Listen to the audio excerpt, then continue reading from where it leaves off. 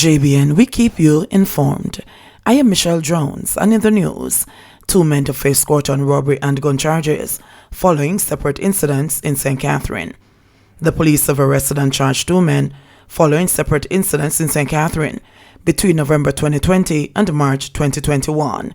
The police said 2 firearms and 9 9mm cartridges were also seized during the incidents. The men have been identified as 21-year-old Joanne Simmons, otherwise called Punky, of Huntspen, Clarendon, and a 30-year-old Dwayne Officer, a plumber, of Washington Drive, Windsor Heights, Central Village, St. Catherine. According to the police, Simmons has been charged with 2 counts of housebreaking and larceny following separate incidents in the parish. The police said that about 8 a.m. on Wednesday, November 4, 2020, a group of men, including Simmons, visited New Harbour Village 3, Old Harbour in the parish, and broke into 2 premises that were securely locked. Several items, including a black Samsung S7 cellular phone, were reportedly stolen. The police said Simmons was charged after he was apprehended on Tuesday, March 9, and the cellular phone found in his possession. Meanwhile, Officer was charged with illegal possession of firearm and illegal possession of ammunition, following a joint police-military operation in Windsor Heights, Central Village in St. Catherine on Sunday, March 21. Official reports are that about 10:25 a.m., Officer was with 2 other men who, upon seeing the lawmen, ran, leaving him. The police said he was searched, and a Zig Sawyer pistol with a magazine containing 4 9mm cartridges was found on him. Both men are to appear in court at a later date, the police said. Teen charged with murder and gun-related offenses. A teenager has been charged with shooting with intent, murder, and illegal possession of firearm after he reportedly opened fire on a group at a business establishment on Wednesday, February 17.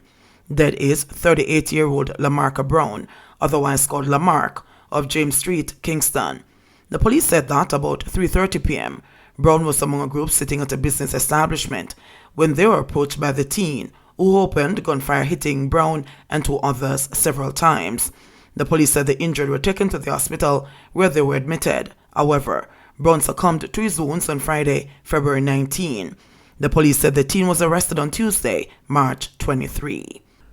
Motorcyclist dies after being hit by truck in St. Thomas.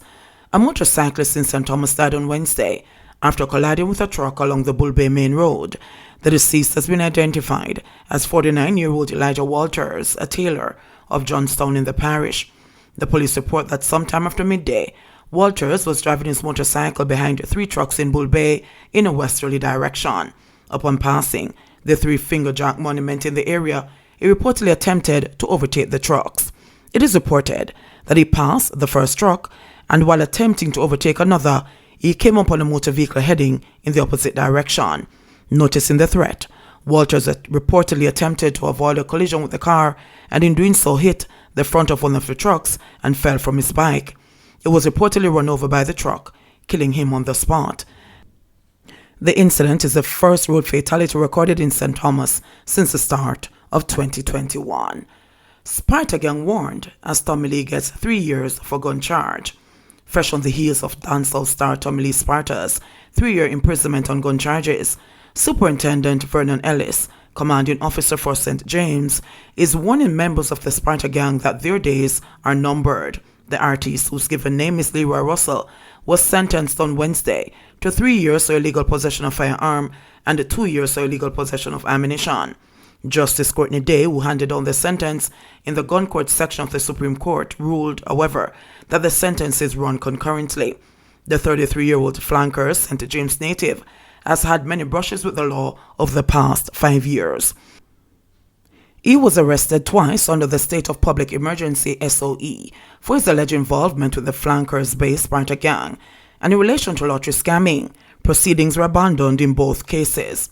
Ellis said that Wednesday's outcome showed that nobody is above the law. If he's not willing to change, he can rest assured that we'll be waiting out here for him. I also hope the other members of the Sparta gang will take heed, because the same fate awaits unless they decide to change, added Ellis. Tommy Lee Sparta was arrested on December 14, 2020 by members of the Jamaica Constabulary Forces Specialized Operations Unit after a Toyota Mark X motor car in which he was traveling was intercepted on Holborn Road in New Kingston. During the encounter, he was searched and a 9mm pistol containing 18 rounds of ammunition found in his waistband. Tommy Lee Sparta was then taken into custody and charged with the offences, which attract a maximum sentence of 15 years in prison in the Supreme Court, with the usual starting point being 10 years. The RTC's lawyer, Donahue Martin, following the in-camera court hearing, said that the judge took into account that his client had pleaded guilty at the earliest relevant date and was entitled up to 50% discount on the starting point, had no previous conviction, and had been gainfully employed. Queen's Counsel Tom Tavares Finson also represented Tommy Lee. Slain inmate's family demands answers. Family members of 24-year-old Rico Brevet, who was allegedly killed by another inmate at the Negril Police Lockup in Westmoreland, are demanding answers about who is responsible for his death. He died last Friday night. Police sources said yesterday that they expect to charge his alleged killer this week. The slain man is the grandson of Lloyd Brevet, former bass guitar player in the Scatterlight Band. His relatives protested in front of the Negril police station on Tuesday, loudly calling for justice through their face masks as they brandished placards. "We need justice. People can't get up and are dead in a jail, so we need justice." And so it go. That means that people are not safe on the road and they're not safe in a jail. And so it for go, said the slainsman's sister, Nathania Brevet. According to the sub-officer in charge of the Negril police station, Inspector Leroy Taylor, Brevet and another inmate, who were housed in separate cells, were given permission to use the bathroom when they got into a fight. He added that Brevet sustained stab wounds and was transported to the Savlamar Public General Hospital, where he was pronounced dead. The other inmate also sustained injuries and was taken to hospital, where he was treated and released into police custody. Taylor was unable to verify family members' claims that during phone conversations before his death, Brevet told them he and another inmate had fought on Friday morning and again that evening. "Right now, I feel like the police them responsible for my son's death, differently from the man that murdered him, because the police supposed to protect and serve," said his father, Merrick Brevet. However, Taylor said he was unable to say if the incident could have been avoided. "I'm just hearing the allegation about a fight between inmates, and there's no evidence to suggest that they had an argument in the morning or during the course of the day. However, what I can say is that something would have happened somewhere along the line," he said, adding that the Independent Commission of Investigations INDECOM is investigating the matter. The lawman stressed that while he anticipates that the inmate will be charged, the proper procedures must be followed. Taylor said Brevet was in custody after being charged for various offenses. Nathaniel said her brother was jovial and loving, and that he had no previous police record but had been locked up for the past 2 months after a dispute with his spouse. 458 more Jamaicans test positive for COVID-19. Jamaica recorded 458 new cases of COVID-19 yesterday and 1 additional death, bringing the total number of confirmed cases to 37,128 and the death toll to 546. According to the Ministry of Health and Wellness, the latest fatality is a 75-year-old from St. Elizabeth. Meanwhile, the new cases consist of 251 females and 206 males, with ages ranging from 3 months to 98 years. The sex of one of the new cases was reported under investigation. The cases were recorded in Kingston and St. Andrew, 183, St. Catherine, 100, Clarendon, 39, St. Elizabeth, 21, Trelawney, 18, Portland, 17, Hanover, 16, St. James, 16, Westmoreland, 14, Manchester, 12, St. Mary, 11, St. Thomas, 6, and St. Anne, 5. The country also recorded 121 recoveries, bringing the total number of recoveries to 16,739.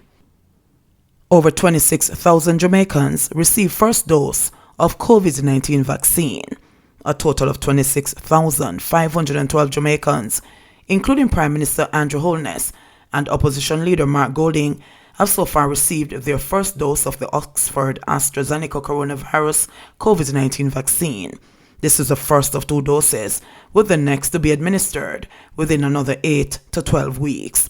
Permanent Secretary in the Ministry of Health and Wellness, Dunstan Bryan, who made the disclosure, noted that these persons, who comprise selected priority groups, have been vaccinated as of Monday, March 22. They include healthcare workers, Jamaica Constabulary Force JCF, and Jamaica Defense Force JDF officers and the elderly, with the majority falling in the 30 to 59 age cohort. He was speaking during the weekly virtual COVID-19 Conversations press briefing on Tuesday, March 23. Brian said a breakdown of the overall number of vaccinated persons shows that 55% of them are healthcare workers, 32% are JCF and the JDF officers, and 11% the elderly, with the remaining 1.49% falling outside those priority groups. Some of these persons outside the priority groups represent those who in the first couple of days were vaccinated because of excess doses that were in the parish, and persons were inoculated based on their presence, the permanent secretary indicated. He said they have since resolved the issue, and we believe that we have cauterized this particular problem. We know of a system in place with the call-out list, where only persons within the specific groups are vaccinated at the time, Brian stated. He said the number of vaccinations administered represents 94% of the ministry's target for the first week of the exercise and 91% for the second, ending Tuesday, March 23. In terms of our target for the month, we have achieved 56% of that, and for the year we are 1%, he added.